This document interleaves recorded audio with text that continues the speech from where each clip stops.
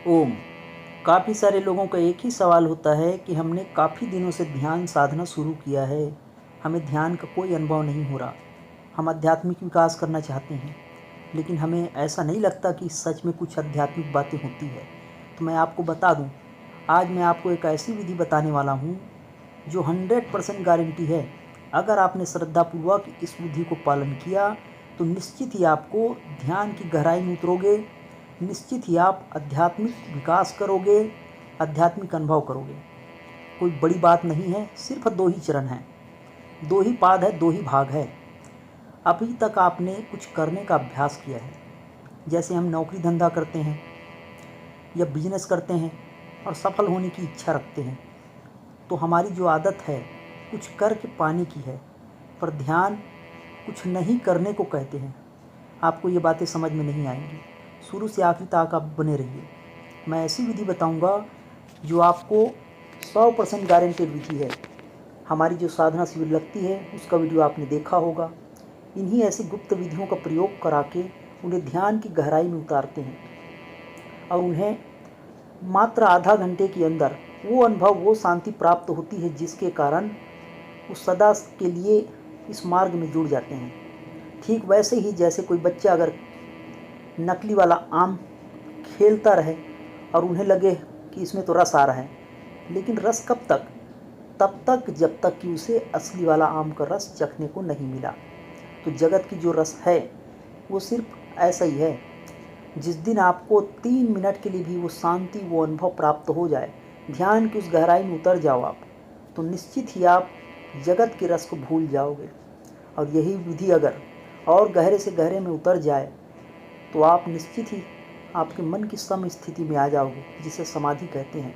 तो वो विधि कोई बड़ी बात नहीं है, लेकिन अब तक हमने इसलिए नहीं पाया क्योंकि हम कुछ करके पाना चाहते हैं, और हम इसीलिए दुखी भी हैं कि कुछ करेंगे, कुछ प्राप्त होगा, तब हम उसे भोगेंगे और शांति मिलेगी, आनंद मिलेगी। लेकिन हम वैसे ही दलदल में धंसते जाते हैं जैसे कि हम कमल की लालच में किसी तालाब में घुस गए हैं और उस तालाब से अगर कमल निकालना चाहते हैं, लेकिन जैसे जैसे पैर हटाते हैं दलदल हमें और फंसाती जाती है। आप इस बात को ना समझो तो दूसरे उदाहरण से समझो। अगर आपने विवाह किया है तो आप इस बात को तो अच्छे से समझते हो कि आपको शुरू में महीने या साल भर अच्छा लगा होगा, क्योंकि मेरे पास काफ़ी सारे लोग कमेंट करते हैं, काफ़ी लोग आते हैं, शिविर में भी आते हैं और वो मुझे बताते हैं कि हम विवाह करके ना करते तो भले थे। लेकिन मैंने उनसे ये बात पूछा, तो पहले नहीं किए थे तब क्या था? तो उनका मानना था कि हम कर लेते तो अच्छे होते, मज़े में आते, जैसे दुनिया को देखते हैं। पर सच कहें, अभी तक आपने जो फिल्म देखा है ना, जहाँ से द एंड होता है वहीं से असली बातें तो शुरू होती है। आपने अभी तक ये जो फिल्म है ना, ये चलचित्र जो आपने देखा है जगत की, या फिर काल्पनिक जो पर्दे पर दिखता है एलसीडी पर या थिएटर में, और अंत में लिखाता है कि एक प्रेमी एक प्रेमिका दोनों ने विवाह किया जैसे तैसे समाज से लड़कर, और फिल्म यहाँ से द एंड नहीं, यहीं से शुरू होगी। जहाँ से ख़त्म होती है जगत वहीं से शुरू होती है समस्या। जैसे ही आपने विवाह किया, आप पहले अकेले थे, अब आपको 2 हो गए हो, अब आपको काम करने की ज़रूरत पड़ेगी। पहले माँ बाप के पैसे से आपका काम चल जाता था और आप अपने सपने पूरे करते थे। अब आपको अपने सपने तो क्या, ज़रूरत की चीज़ों के लिए भी काम करनी पड़ेगी। और आप अकेले नहीं हो, अब 2 हो। भले ही मेरी बात आपको कड़वी लगे कि आप जो है शादी का विरोध कर रहे हैं, शादी का विरोध नहीं कर रहा मैं बता रहा हूँ कि कैसे हम जगत में उलझते जाते हैं। फिर आपको काम करने की ज़रूरत पड़ेगी, एक और जिम्मेदारी आई, साल 2 साल में आपके बच्चे होंगे, उनकी और जिम्मेदारी, और आप सोचते हो कि आज मैं शिविर में जाऊंगा, आज मैं ध्यान करूंगा, आज मंत्र करूंगा। फिर आप समय ही नहीं निकाल पाओगे, चाह के भी आप और भी धंसते चले जाओगे। जब आपके बच्चे हो गए तो उनको होमवर्क भी कराना होगा, 1 हो सकता है, 2 हो सकता है, फिर उनकी विवाह, उनकी शादी से लेके नौकरी तक, पढ़ाई से लेके, अब आप खुद ही समझ सकते हो। और अगर आप इस मार्ग में नहीं आए हो तो निश्चित ही आप वो कमेंट करोगे जिसे बारीक कमेंट कहते हैं हम, क्योंकि अभी तक बहुतों ने बारीक कमेंट किया है। पर आपको ध्यान में उतरना है तो अभी जो मैंने बातें बताया, इन सब को छोड़ना होगा कम से कम आधा घंटा के लिए, और जो तरीका मैं आपको बताऊं उस तरीका को पालन करना होगा। सिर्फ 2 ही चरण हैं, 2 ही भाग है, 2 ही खंड है। अगर आप इस दोनों खंड को पूरा कर लेते हो तो निश्चित ही आप अध्यात्म की उन ऊंचाइयों को पाओगे कि नकली आम को अब तक जो आप असली समझ बैठे हो, जब आपको असली रस आने लगेगा तो जो क्षणिक सुख है, पति पत्नी का सुख, किसी दोस्त से मिलने का सुख, उन सारे सुखों को आप स्वतः छोड़ दोगे। छोड़ने की ज़रूरत नहीं पड़ेगी, वो अपने आप ही छूट जाएगी। हमने अब तक जगत में इन्हीं चीज़ों से रस, इन्हीं चीज़ों से आनंद लेने का कोशिश किए हैं जो कि क्षणिक है, और उन्हीं परमात्मा से, उन्हीं शांति से आता है। आप दूसरे उदाहरण से समझिए। आपने सोचा कि मैं पैसे कमा लूँगा, उसके बाद घर बनाऊँगा, फिर क्या करोगे? फिर बोलोगे आराम करूँगा। वो तो आप अब भी कर सकते थे। घर में आराम मिलता है क्या? कैसे? बहुतों ऐसे करोड़पति या खरबपति हैं जिनके एक एक घर जो है खरबों खरबों की है। मैं करोड़ की भी नहीं कह रहा हूँ, अरबों की है। सारे स्विमिंग पूल उनके घर में ही है, सारे गार्डन और टॉकीज सब उन्हीं के हैं। लेकिन घर से अगर आराम मिलता तो अब तक वो आराम पा चुके होते। उसके बाद भी आपको ध्यान में उतरना होगा, तो वो ध्यान आप पहले ही क्यों ना कर लो। लेकिन अब तक आपने कोशिश किया है और उन ध्यान की गहराई को आपने प्राप्त नहीं किया, इसलिए क्योंकि आपको हो सकता है कि सही विधि ना मिला हो, या ये भी हो सकता है सही विधि मिला है लेकिन आपने ना किया हो।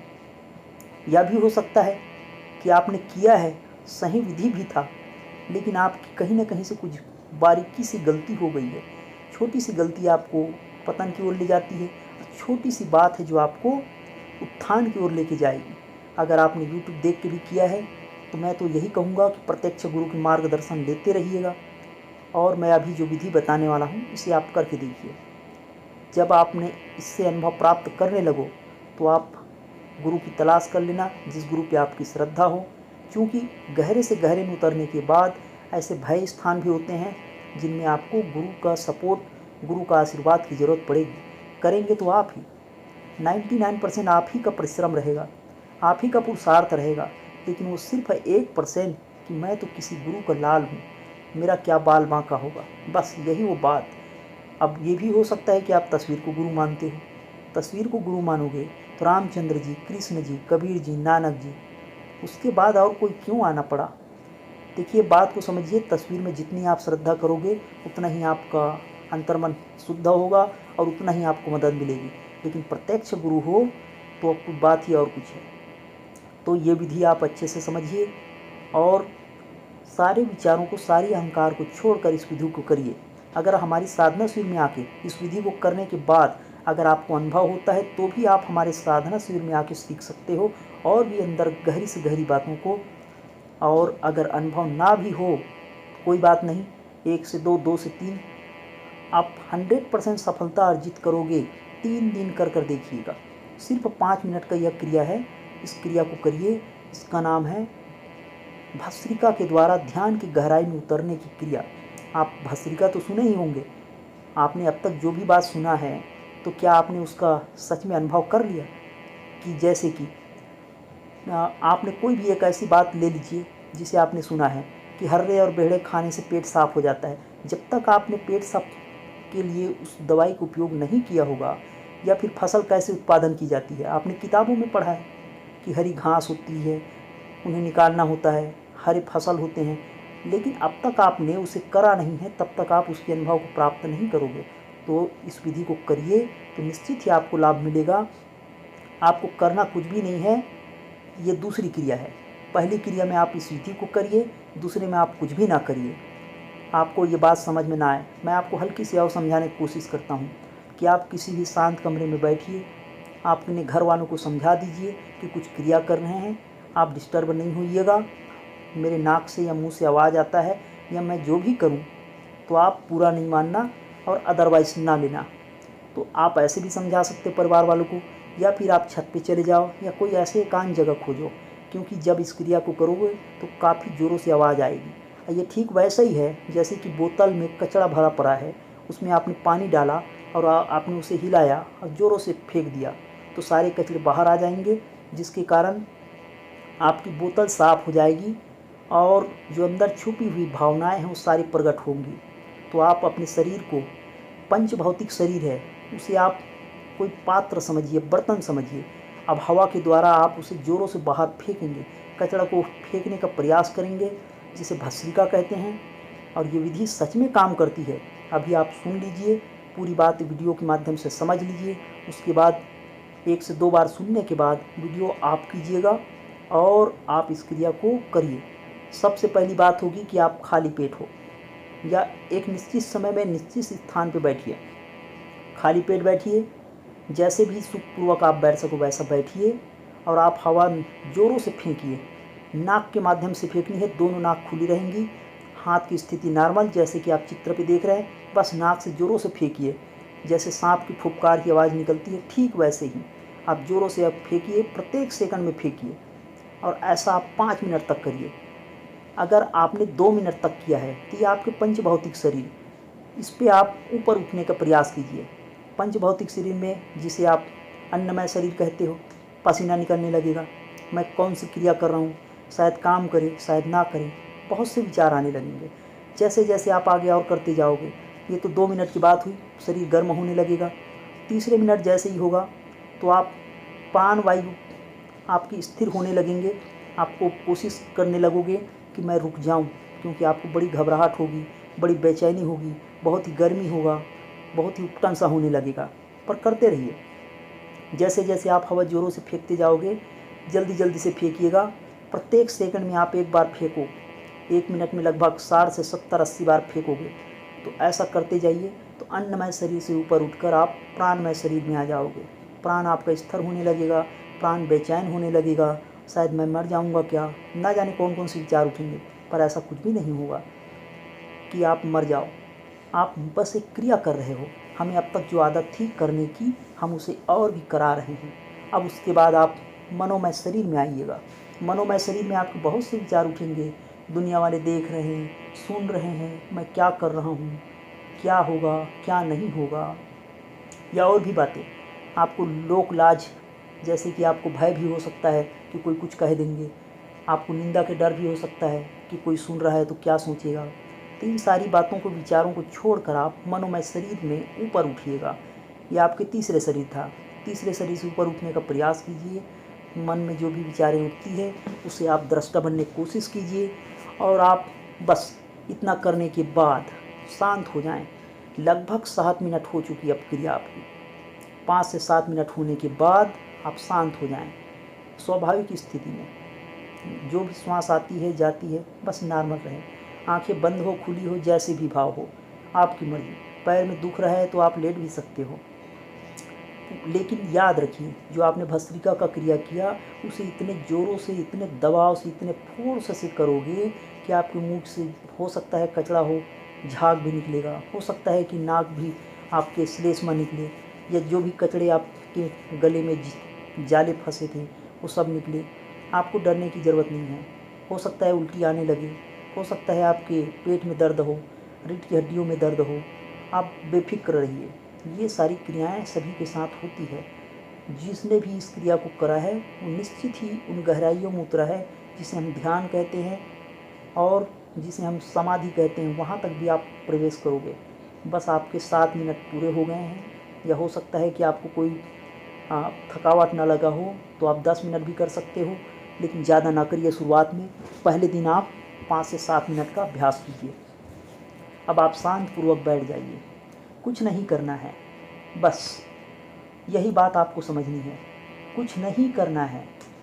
मैं उठ के काम पे जाऊंगा, लोगों ने सुना है क्या समझे होंगे, ये सारे विचारों को छोड़िए।